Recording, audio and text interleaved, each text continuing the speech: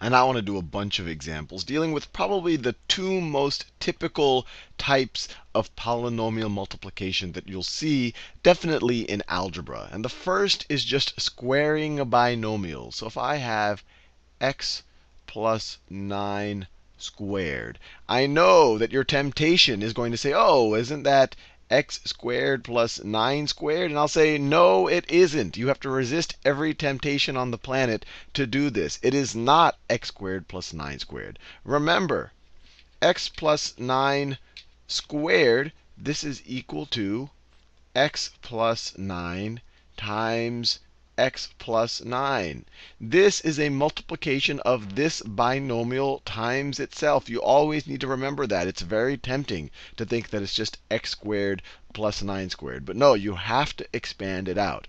And now that we've expanded it out, we can use some of the skills we learned in the last video to actually multiply it.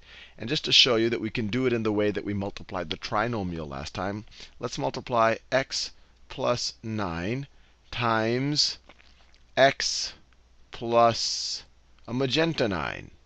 And I'm doing it this way just to show you when I'm multiplying by this 9 versus this x. But let's just do it. So we do 9 times 9 is 81. Put it in the constants place. 9 times x is 9x. Then we have, go switch to this x term. We have a yellow x. X times 9 is 9x. Put in the first degree space. X times x is x squared. X squared. And then we add everything up. And we get x squared plus 18x plus 81. So this is equal to x squared plus 18x plus 81. Now you might see a little bit of a pattern here, and I'll actually make the pattern explicit in a second. But when you square a binomial, what happened? You have x squared. You have this x times this x gives you x squared. You have the 9 times the 9, which is 81. And then you have this term here, which is 18x. How did we get that 18x? Well, we multiplied this x times 9 to get 9x. And then we multiplied this 9 times x to get another 9x. And then we added the 2 right here to get 18x. So in general, whenever you have a squared binomial, let me do it this way. I'll do it in very general terms. Let's say we have a plus b squared. A plus b squared. Let me multiply it this way again, just to give you the hang of it. This is equal to a plus b times a plus, I'll do a green b right there. So we have b times b is b squared. And let's just assume that this is a constant term. I'll put it in the b squared right there. If this is I'm assuming this is constant. So this would be a constant. This would be analogous to our 81. A is the variable that we, actually let me change that up even better. Let me make this into x plus b. X plus b squared. And we're assuming b is a constant. So it would be x plus b times x plus a green b right there. So assuming b is a constant, b times b is b squared. B times x is bx. And then we'll do the magenta x. X times b is bx. And then x times x is x squared. So when you add everything, you're left with x squared plus 2bx plus b squared. So what you see is you have the end product, what you have when you have x plus b squared is x squared plus 2 times the product of x and b plus b squared. So given that pattern, let's do a bunch more of these. A bunch more of these. So let's, and I'm going to do it the fast way. So 3x minus 7 squared. Let's just remember what I told you.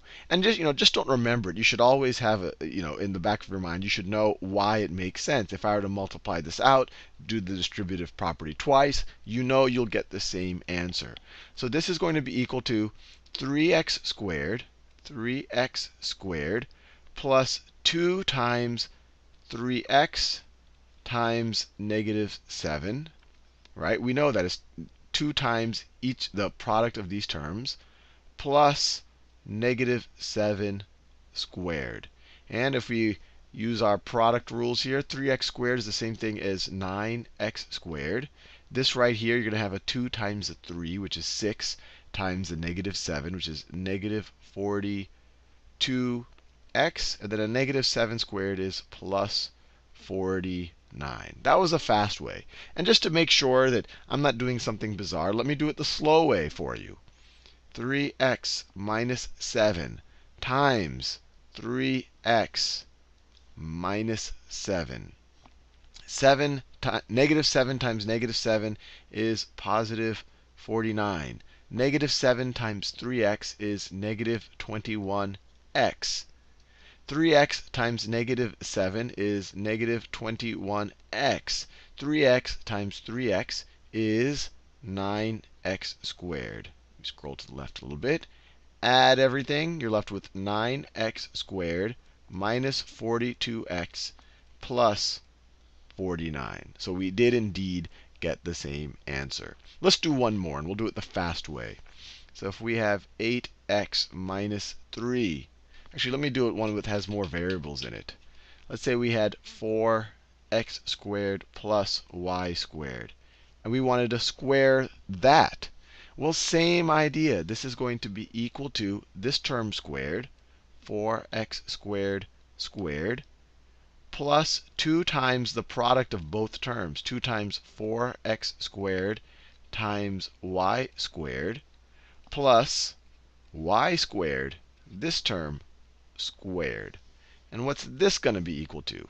This is going to be equal to 16, right? 4 squared is 16. X squared squared, that's 2 times 2. So that's x to the 4th power. And then plus 2 times 4 times 1, that's 8x squared y squared. And then y squared squared is y to the 4th. Now, we've been dealing with squaring a binomial. The next example I want to show you is when I take the product of a sum and a difference. And this one actually comes out pretty neat. So I'm going to do a very general one for you. Let's just do a plus b times a minus b. So what's this going to be equal to? This is going to be equal to a times a times a. So let me make these actually in different colors. So a minus b, just like that. So it's going to be this green a times this magenta a times a, plus, or maybe I should say minus the green a minus the green a times this b. I got the minus from right there.